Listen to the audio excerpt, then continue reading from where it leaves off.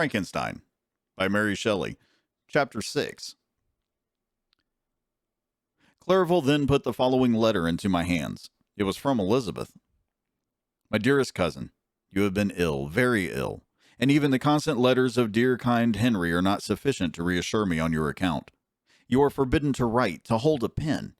Yet one word from you, dear Victor, is necessary to calm our apprehensions. For a long time I have thought that each post would bring this line, and my persuasions have restrained my uncle from undertaking a journey to Ingolstadt.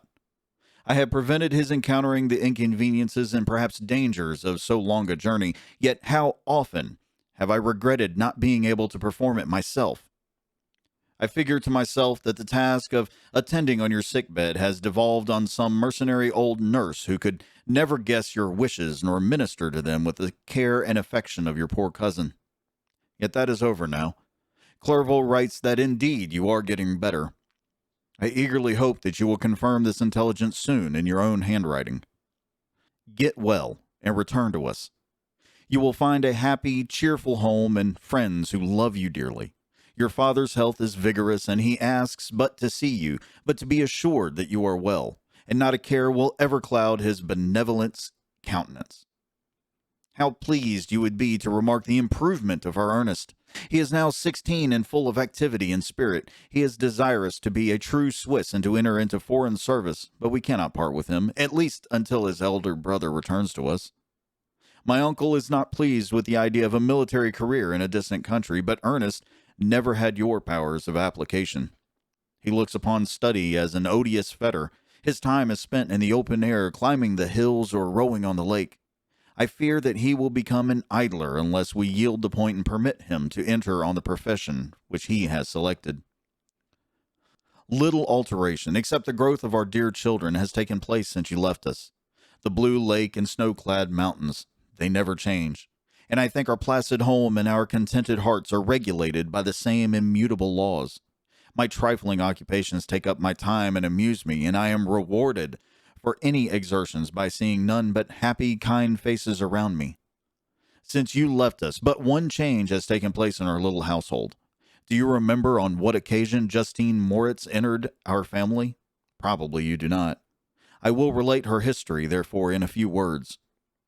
Madame Moritz, her mother, was a widow with 4 children, of whom Justine was the third. This girl had always been the favorite of her father, but through a strange perversity, her mother could not endure her, and after the death of M. Moritz, treated her very ill. My aunt observed this, and when Justine was 12 years of age, prevailed on her mother to allow her to live at our house. The republican institutions of our country have produced simpler and happier manners than those which prevail in the great monarchies that surround it. Hence there is less distinction between the several classes of its inhabitants, and the lower orders being neither so poor nor so despised, their manners are more refined and moral. A servant in Geneva does not mean the same thing as a servant in France and England. Justine, thus received in our family, learned the duties of a servant, a condition which, in our fortunate country, does not include the idea of ignorance and a sacrifice of the dignity of a human being. Justine, you may remember, was a great favorite of yours, and I recollect you once remarked that if you were in an ill humor, one glance from Justine could dissipate it, for the same reason that Ariosto gives concerning the beauty of Angelica. She looked so frank-hearted and happy. My aunt conceived a great attachment for her, by which she was induced to give her an education superior to that which she had at first intended. The benefit was fully repaid. Justine was the most grateful little creature in the world. I do not mean that she made any professions. I never heard one pass her lips. But you could see by her eyes that she almost adored her protectress. Although her disposition was gay and in many respects inconsiderate, yet she paid the greatest attention to every gesture of my aunt. She thought her the model of all excellence and endeavored to imitate her phraseology and manners, so that even now she often reminds me of her. When my dearest aunt died, every one was too much occupied in their own grief to notice poor Justine, who had attended her during her illness with the most anxious affection. Poor Justine was very ill, but other trials were reserved for her. One by one, her brothers and sister died, and her mother, with the exception of her neglected daughter, was left childless. The conscience of the woman was troubled. She began to think that the deaths of her favorites was a judgment from heaven to chastise her partiality. She was a Roman Catholic, and I believe her confessor confirmed the idea which she had conceived. Accordingly, a few months after your departure for Ingolstadt, Justine was called home by her repentant mother. Poor girl. She wept when she quitted our house. She was much altered since the death of my aunt. Grief had given softness and a winning mildness to her manners, which had before been remarkable for vivacity. She wept when she quitted our house. She was much altered since the death of my aunt. Grief had given her softness and a winning mildness to her manners, which had before been remarkable for vivacity. Nor was her residence at her mother's house of a nature to restore gaiety. The poor woman was very vacillating in her repentance. She sometimes begged Justine to forgive her unkindness, but much oftener accused her of having caused the deaths of her brothers and sisters. Perpetual fretting at length threw Madame Moritz into a decline, which at first increased her irritability, but she is now at peace forever. She died on the first approach of cold weather, at the beginning of this last winter. Justine has just returned to us, and I assure you, I love her tenderly. She is a very clever and gentle and extremely pretty. As I mentioned before, her mien and her expression continually remind me of my dear aunt. I must say also a few words to you, my dear cousin, of little darling William. I wish you could see him. He is very tall of his age, with sweet laughing blue eyes, dark eyelashes, and curling hair. When he smiles, 2 little dimples appear on each cheek, which are rosy with health. He has already had 1 or 2 little wives, but Louisa Byron is his favorite, a pretty little girl of 5 years of age. Now, dear Victor, I dare say you wish to be indulged in a little gossip concerning the good people of Geneva. The pretty Miss Mansfield has already received the congratulatory visits on her approaching marriage with a young Englishman, John Melbourne, Esquire. Her ugly sister, Manon, married M. Duvillard, the rich banker, last autumn. Your favorite schoolfellow, Louis Manoir, has suffered several misfortunes since the departure of Clerval from Geneva, but he has already recovered his spirits and is reported to be on the point of marrying a lively, pretty Frenchwoman, Madame Tavernier. She is a widow and much older than Manoir, but she is very much admired and a favorite with everybody. I have written myself into better spirits, dear cousin, but my anxiety returns upon me as I conclude. Write, dearest Victor. 1 line, 1 word will be a blessing to us. 10,000 thanks to Henry for his kindness, his affection, and his many letters. We are sincerely grateful. Adieu, my cousin. Take care of yourself, and I entreat you, write. Elizabeth Lavenza. Dear, dear Elizabeth, I exclaimed when I had read her letter. I will write instantly and relieve them from the anxiety they must feel. I wrote, and this exertion greatly fatigued me, but my convalescence had commenced, and proceeded regularly. In another fortnight, I was able to leave my chamber. One of my first duties on my recovery was to introduce Clerval to the several professors of the university.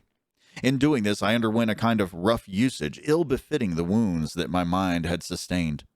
Ever since the fatal night, the end of my labors, and the beginning of my misfortunes, I had conceived a violent antipathy even to the name of natural philosophy.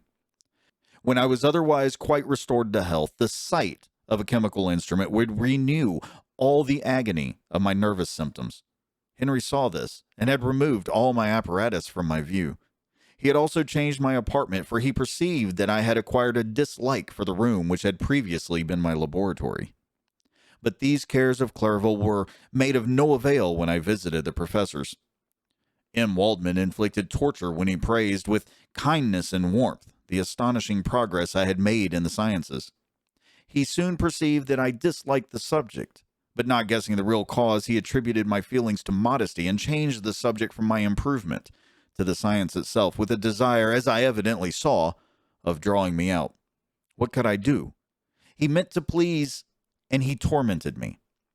I felt as if he had placed carefully, 1 by 1, in my view, those instruments which were to be afterwards used in putting me to a slow and cruel death. I writhed under his words, yet dared not exhibit the pain I felt. Clerval, whose eyes and feelings were always quick in discerning the sensations of others, declined the subject, alleging, in excuse, his total ignorance, and the conversation took a more general turn. I thanked my friend from my heart, but I did not speak. I saw plainly that he was surprised, but he never attempted to draw my secret from me, and although I loved him with a mixture of affection and reverence that knew no bounds, yet I could never persuade myself to confide in him that event which was so often present to my recollection, but which I feared the detail to another would only impress more deeply. M. Crimpy was not equally docile, and in my condition at that time of almost insupportable sensitiveness, his harsh, blunt encomiums gave me even more pain than the benevolent approbation of M. Waldman. "Dean the fellow," cried he. "Why, M. Clerval, I assure you that he has outstripped us all. Aye, stare if you please, but it is nevertheless true. A youngster who but a few years ago believed in Cornelius Agrippa as firmly as in the gospel has now set himself at the head of the university, and if he is not soon pulled down, we shall all be out of countenance. Aye, continued he, observing my face expressive of suffering. M. Frankenstein is modest, an excellent quality in a young man. Young men should be diffident of themselves. You know, M. Clerval, I was myself when young, but that wears out in a very short time." Crimpy had now commenced a eulogy on himself, which happily turned the conversation from a subject that was so annoying to me. Clerval had never sympathized in my taste for natural science, and his literary pursuits differed wholly from those which had occupied me. He came to the university with the design of making himself complete master of the Oriental languages, and thus he should open a field for the plan of life he had marked out for himself. Resolved to pursue no inglorious career, he turned his eyes towards the east, as affording scope for his spirit of enterprise. The Persian, Arabic, and Sanskrit languages engaged his attention, and I was easily induced to enter on the same studies. Idleness had ever been irksome to me, and now that I wished to fly from reflection and hated my former studies, I felt great relief in being the fellow pupil with my friend, and found not only instruction, but consolation in the works of the Orientalists. I did not, like him, attempt a critical knowledge of their dialects, for I did not contemplate making any other use of them than temporary amusement. I read merely to understand their meaning, and they well repaid my labors. Their melancholy is soothing, and their joy elevating to a degree I never experienced in studying the authors of any other country. When you read their writings, life appears to consist in a warm sun and a garden of roses, in the smiles and frowns of a fair enemy, and the fire that consumes your own heart. How different from the manly and heroical poetry of Greece and Rome! Summer passed away in these occupations, and my return to Geneva was fixed for the latter end of autumn. But being delayed by several accidents, winter and snow arrived. The roads were deemed impassable, and my journey was retarded until the ensuing spring. I felt this delay very bitterly, for I longed to see my native town and my beloved friends. My return had only been delayed so long from an unwillingness to leave Clerval in a strange place before he had become acquainted with any of its inhabitants.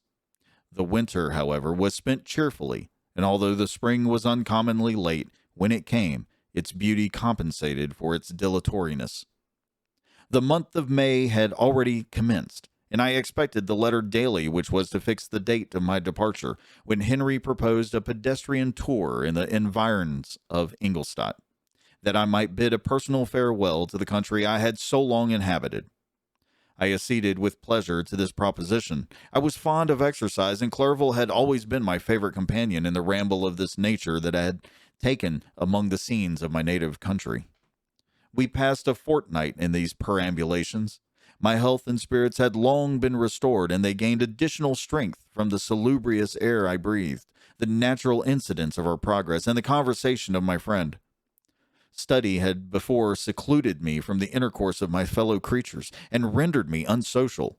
But Clerval called forth the better feelings of my heart. He again taught me to love the aspect of nature and the cheerful faces of children.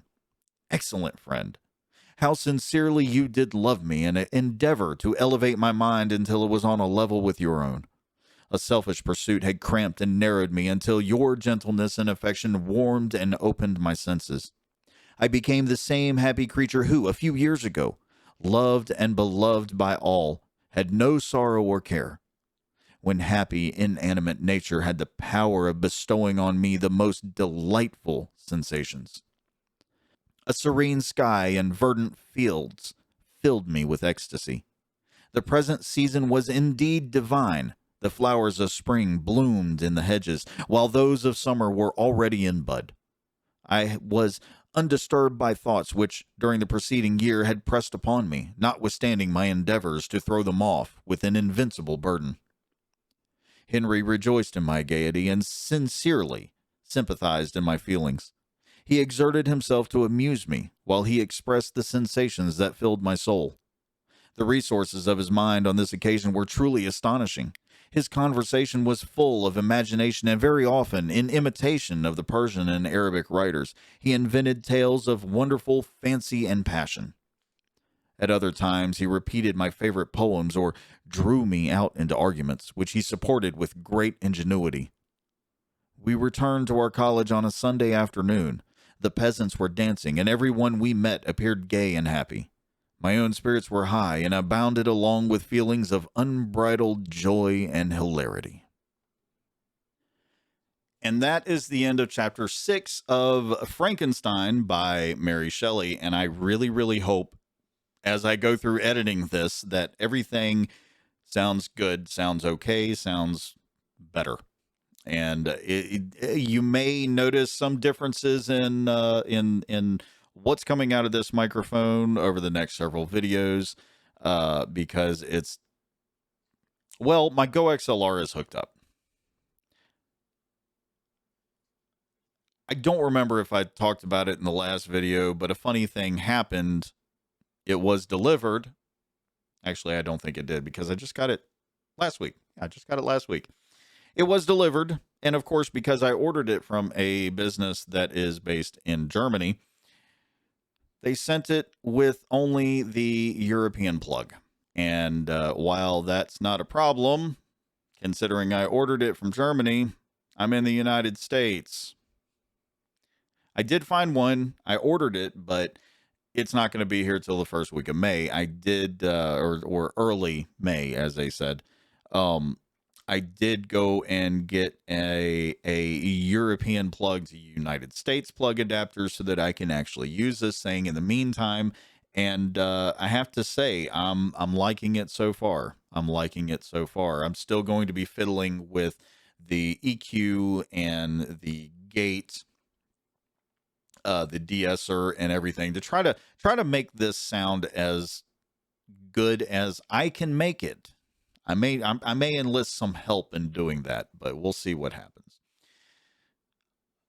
Just a quick reminder, and I'll throw the graphic up on the screen. April 17th at 4 p.m. Eastern, I am going to start my first Extra Life stream of the year. That means, how long do I have it scheduled for? 4 p.m. to 2 a.m. So 10 hours of fun and games with friends. We're going to be playing things such as golf with your friends, Phasmophobia, maybe even some Diablo 3, because I have gotten into that a whole lot here lately. And by lately, I mean the last 4 days. Anyways, that will be happening over on my Twitch stream, which you can catch me Thursday nights, Friday nights, and Saturday nights at 8 p.m. Eastern. Do follow me on my social media, specifically Twitter. That's where you can find updates. That's where you can keep in touch with me. Honestly, the easiest place to keep in touch with me is Discord. There will be links for everything down in the description. I am possibly starting a Gilded server where I may have some subscriber benefits. We'll see what happens. I don't know. I'm really liking a lot of the features that they have in Gilded. So yeah, I'm in the process of setting up a server for that one and trying to make sure that I have all my roles straight, and that's how that works. So, end of the video. Of course it is. It is. Subscribe button up there. Don't forget to hit like if you like these, and that actually does help a lot. Playlist over there. Thank you very much for listening. Thank you for watching. Don't forget, these are also on Spotify. Y'all have a great week, and I'll catch you next Sunday. Until then.